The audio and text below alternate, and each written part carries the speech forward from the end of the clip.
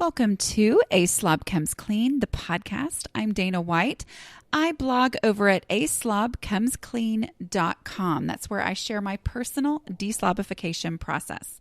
As I figure out ways to keep my own home under control, I share the truth about cleaning and organizing strategies that actually work in real life for real people who don't necessarily love cleaning and organizing. I am also the author of the new book, How to Manage Your Home Without Losing Your Mind. It's available wherever books are sold, and it takes the last 7 years of my own deslobification process and what I have learned about what it takes to bring a home out of complete and total craziness into actually being able to maintain it without losing your mind. It brings all of that together in an instruction book written for you to implement the strategies in your own home. That, again, is available wherever books are sold, and you can go to aslobcomesclean.com/book to get your copy of How to Manage Your Home Without Losing Your Mind. Okay, this is podcast number 115. I am talking today about the Onslaught of New Stuff. It is January 5th as I record this, and most likely as I put it up as well, since I don't edit. Y'all know that, right? But it's the time of year where we're all adjusting to having new things in our home. I mean, December is the time of year when I buy more things than I usually do. And we budget for that all year. We have an account that we put money into every single month so that we won't be completely blindsided by Christmas. But that's one of the things I love. I'm like, woohoo, I can spend some money because it's actually really fun. Anyway, but that means that plus just our family giving things to the kids, to us, whatever. That time of year just means that there is new stuff in the house. And then it's the matter of figuring out how to navigate that. So let's talk about the onslaught of new stuff in the home. It's just the reality of this time of year. This is based on a question that I received from one of you, which I thought I had copy pasted into my notes, and I probably didn't. Anyway, it doesn't look like I did. But basically, the question was, we don't have much space. We basically already are at capacity in the container of their living space. And then there's new stuff coming in. How do you deal with it? Is it a matter of one in, one out? The short answer is yes. It's a matter of one in, one out. Okay. If you don't know what I'm talking about, don't feel bad. I personally, once upon a time, had no earthly clue what people were talking about when they talked about the one in, one out rule. It's something that organizers, people who are actually naturally good at this kind of stuff, just naturally know. I did not know that. Okay. So I had heard people say, well, when you bring something new into your house, get rid of something else. And that made no sense to me because my house was a complete disaster. My sock drawer wouldn't close anyway. So what difference would it make to take out one pair of socks if I brought in a new pair of socks? And so one in, one out just didn't make any sense to me. But once I realized the true purpose of containers, okay, if you don't know what I'm talking about, there's a podcast of mine called Containers and Limits and How They'll Change Your Life. And it's basically the container concept of every space that I have in my home is a container, which is meant to contain or limit the number of things I can have in there. So my sock drawer isn't just a sock drawer. It's a container. It's a natural limit for how many socks I can have. If my drawer won't close, which was a very common occurrence in my past pre-blog life. If my drawer wouldn't close, then that meant I had too many socks. I didn't realize that before. I was just like, man, I need another drawer for socks. Oh, well, I don't have another drawer for socks. I need another dresser. Man, I don't have enough room in this room for dressers. I need a second room just for all my clothes. Oh my goodness, we don't have a room for that in this house. Well, we need a new house. I mean, that is how my brain worked, okay? And that's my natural tendency I have to fight against. So that natural container of having the sock drawer, once I realized that was the limit, it needs to be able to close. That's how many socks I need because, otherwise I can come up with all the reasons in the world to have a bajillion, thousand, trillion socks in my home because, you never know when all the sock factories in the entire world are going to shut down at one time. And won't I be glad that I have enough socks to last my family for the next 50 years? We'll be the only socked people. But I don't even like socks. So why am I using this? I mean, I'm thrilled every summer when I'm like, woohoo, I don't have to do socks anymore. Because anyway, whatever. But that is the thing. The 1 in, 1 out rule, that's what that means, is if your house is decluttered down to the point where everything has a home, then yes, 1 in, 1 out is the way to do it. But my assumption is that for most of the people listening to my podcast, because it's called A Slob Comes Clean, perhaps not everybody is at the point where their home is decluttered down to the point. I know for me, some days I feel like I'm there, and that's after 7 years of intense focus and writing about all this stuff. But there are other days where I'm like, yeah, I'm not there at all. No, it's still going to take me forever before I'm actually, whatever. It's just a constant struggle. And so, I'm going to go more into that. Yes, the short answer is 1 in, 1 out. As something comes in, something has to leave.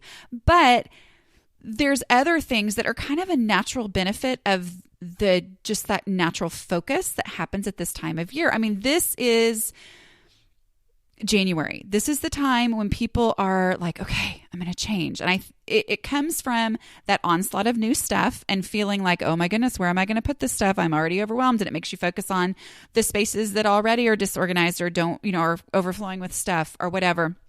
It's also just kind of a natural thing. I think, here in the Northern Hemisphere, it's winter. And this time of year, New Year's goes along with winter, which means that we're just kind of stuck inside a little bit more often, even in Texas. It's been in the 30s this week.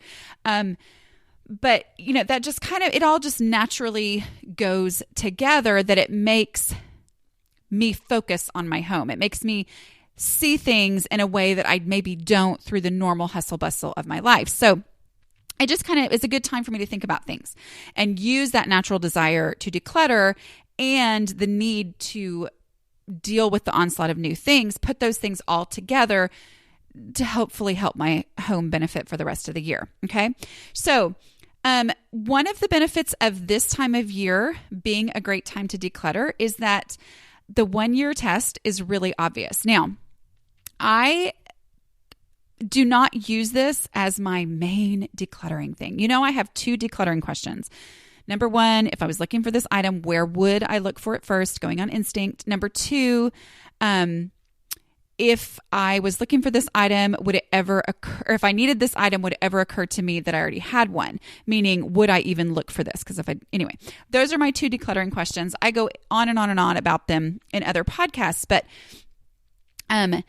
sometimes it just helps me to think about things, like I have the head explosion rule. That's not one of the decluttering questions, but it's a rule. If it makes me feel like my head's going to explode, if I look at something and I'm like, I don't know, why is this so, okay, it's not worth it. And that means it needs to go. So I use the head explosion rule. But then also the 1-year test is just a way for me to kind of go, oh yeah, and this is a great time of year for that, because Thanksgiving and Christmas are the times of the year when I use more of my kitchen gadgets than any other time of year. I am so much more likely to use my mixer, my food processor, my muffin tins, my, just use all of my cookie sheets at once.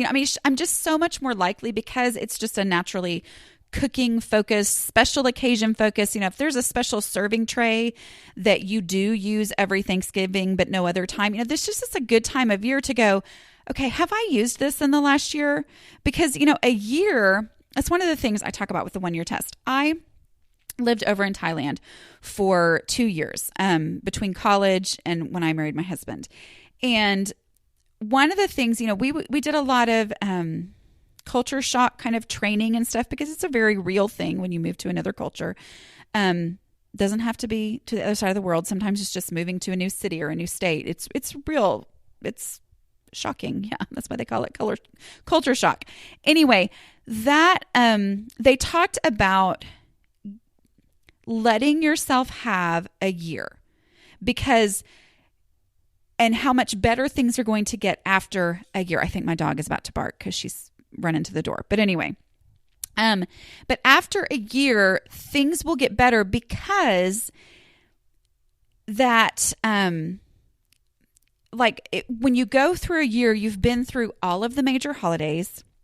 You've been through every season, because I am really bad about, it is so hard for me to pack for weather that is different from what I'm experiencing right now. I mean, I'm always wearing clothes that are not right for whatever weather it is. And I tell people I dress for yesterday's weather. I have this major ADD when it comes to watching the weather. I will sit there and try to watch the weather and I can't. I mean, my mind will just wander. I don't care the least little bit about weather predictions. I know it's a bad thing. But anyway, the 1 year test is did I wear this year? Meaning, no. If I'm going to declutter my clothing and say, what am I willing to wear right this second? Well, I'm going to throw away all of my summer clothes right now because I'm cold. Instead using that 1 year test. And this is just a great time of year to do that because we're all kind of in that frame of mind of this is what 2016 was like. This is what I hope for 2017. It just naturally happens that. So, being aware of the 1 year test as you go through things, because as the onslaught of stuff comes in, knowing that I need to put have a place for it just helps me see things differently in my home. I'm okay. And here's part of that too, is as you get things, instead of just storing them aside, this is what I tend to do sometimes, is I put them in a pile and say, oh yeah, I'm going to have to use those. And then I forget about them. But instead saying, as I bring this home, you know what? I was actually really excited when I opened up this gift. I want to try to use it this year. I really want to use this gift. And so trying to go ahead and use it just kind of makes me give it a place in my home. And maybe it's something that there isn't a one in, one out. Maybe it's something I've never had before, but it helps me reassess, if I want to bring this into my house, I need a place for it. Oh yeah, there's that shelf over there full of absolute junk that I hate. And I don't know why I haven't ever dealt with that, but it kind of gives me that oomph and that encouragement and desire to deal with that shelf so that I have room for this new thing in my house. And that goes back to making storage space in your home. I hear this a lot and I get it because I am the first one to go, my house really doesn't have very good storage, because I don't. I mean, I have seen homes with just full on storage closets, and I am jealous when I see that. When I see that somebody has just this extra room that has no real, it's not big enough for a bedroom and it's not attached to a room to actually be the clothes closet for that room. It's wow, that is a full on legit storage room. Oh my goodness. It makes me if I only had that, I would be totally, completely organized. So I get how it feels. My house has one tiny, and I mean, it's maybe at the most 13 inches wide. I mean, it's half of a door sized coat closet. And that's where I put my vacuum cleaner when I actually put it away, and coats. And that's it. That's all that will fit in there. And that's basically the only storage and store. Although there is actually a little, I'm not sure. Anyway, I'm sure I would come up, if I was being realistic and truthful with myself, I would come up with a few other spaces that could possibly be called storage only. But the truth is, I know how it feels when you feel like I don't have any storage in this house. Okay. So this is, as things come in and you're just oh, I wish I had storage. I try to tell myself, okay, I do have storage. I have some kitchen cabinets. I have, I do actually have this, it's I guess it's a laundry hamper, which is really kind of bizarre because it's on the opposite end of the house from my laundry, and it's not by my laundry room, and it's not by the bedroom. So whatever, but it's got that little lift up kind of a cabinet door where you can shove clothes down in there, whatever. Anyway, so I have that. That's kind of a little, yes, if I need to store stuff, that is a spot to store things, but it's full of junk. It's not full. It's full of stuff that at some point in my life, I needed some place to put it. And so I stored it in there. But the truth is, I don't look in there very often. So I don't need the stuff that's in there. So as I come in and I start to lament that, oh, I wish I had storage space, instead of, lamenting it because I can't remodel my house right now, I try to tell myself, okay, what is being stored somewhere that I've completely like checked that off of my mental list as being an option because I know it's full. But I make myself kind of shake my head and be realistic about, but do I actually need the stuff that's being stored there? Like, does it deserve to be taking up that storage space? And a lot of times I will find, oh yeah, you know what? That's full of stuff that I don't actually need, but I desperately need real storage space for such and such that I do have to put somewhere, so it just start looking for storage spaces that are full of stuff that you don't actually need, and finding that storage space that you so desperately want, find it in your own house. That's where I have to make myself do that. I have to reevaluate, okay, what is under those cabinets in the breakfast area? I don't even have any idea what's under there. And sometimes I look and go, oh yeah, that is what's there. My husband does use this area for whatever consistently. But sometimes I go into those spaces that I'm like, oh, or I walk around my house and I'm like, yeah, I forgot I had that right there, that little space. And it just helps me reevaluate that. So look for the storage spaces in your own home. Let's see. I thought I had more notes than this. Oh, no, I don't. Okay, how long have I been talking? See, I don't edit. I was not lying when I said that. Oh, 18 minutes. Okay. So, looking for those opportunities, and then, finding those as you have that pair of socks and you say to yourself, okay, so it doesn't make sense to me to do the one in, one out, because my drawer doesn't close anyway, then that makes me say, all right, so if I'm bringing in a new package of socks, because in our family, we do get packages of socks for Christmas. That's what I like to put in their stockings to take up lots of room so that there isn't room for junk. But as I bring in those socks, I'm like, oh, well, I've got 5 pairs of nice socks with no holes in them. And instead of just getting rid of 5 pairs, maybe I need to actually get rid of 20 pairs or 10 pairs or 12 pairs of socks that I've been wearing mismatched because, they were with boots and so nobody would ever see, or I'm young enough, which I'm not, but to be of that generation that doesn't care if your socks match. But, going, oh yeah, okay, well, I don't need to just do one in, one out as I put these socks away, because I now have that confidence that I'm able to survive because I've got 5 nice pairs of socks. Then I can kind of free myself up to do a full-on sock purge, or a full-on whatever purge. As I get a new set of utensils, it's like, oh yeah, now I have a new egg flipper or egg turner, whatever, and a pasta strainer dish thing, utensil. You know what I'm talking about, right? Anyway, as I have this new set of those, oh, well, I had 2 mediocre ones that I could never decide which one was actually better of these egg turners. And so I'm going to go ahead and get rid of both of those as I bring in this new one. So it's like using the new stuff to say, okay, I've got a nice new, should work well because it's actually new and it's not splintered or broken or whatever my other ones are, and get rid of those to help myself feel confident in that decluttering. Okay. So using that as new stuff's coming in, using that natural desire to declutter to just kind of evaluate and for that onslaught of stuff. And then, honestly, I've had some questions from people who maybe got a gift that they didn't need. Let's see. Guilt is not a good reason to keep something, but you also don't want to hurt people's feelings. And I get that. I do believe it's a long process. I feel like the way that people give me gifts has changed over the years of them. Of course, I'm, obviously I have this blog, so it's a little more public for me.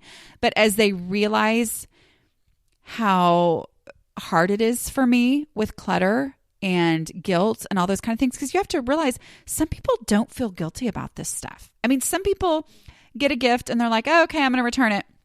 And then some of us are like, oh, I really don't like that. Is it okay to return it? I don't want to hurt their feelings, and then other people don't care. So, just having that realization where, somebody was asking about a set of something that they got. And and the worrying about hurting somebody's feelings. It was like, well, can you use one thing from the set? Would you be able to one in, one out one piece from the set and then donate the rest? And somebody's going to get something great, that they're going to be thrilled to have, but it didn't fit this person's needs. Or, maybe return it and exchange it for one item that you really, really need. I'm trying to be vague here because I didn't have permission to talk about the specific exact thing. But, I know a lot of times things come in sets at Christmas. For me personally, a couple years ago, I got a set of pots and pans. And there was, they always advertise it like 18 piece. And they're including the lids in the pieces. And it's like, and I used to be like, the more pieces it says on the box, the better. And now I'm like, not so much. But anyway, so it was like 9 different things. There was a little bitty skillet, a little bitty whatever. And I got it all out and I put it all in to my cabinet and it didn't fit. And then it, the little skillet, it was stainless steel.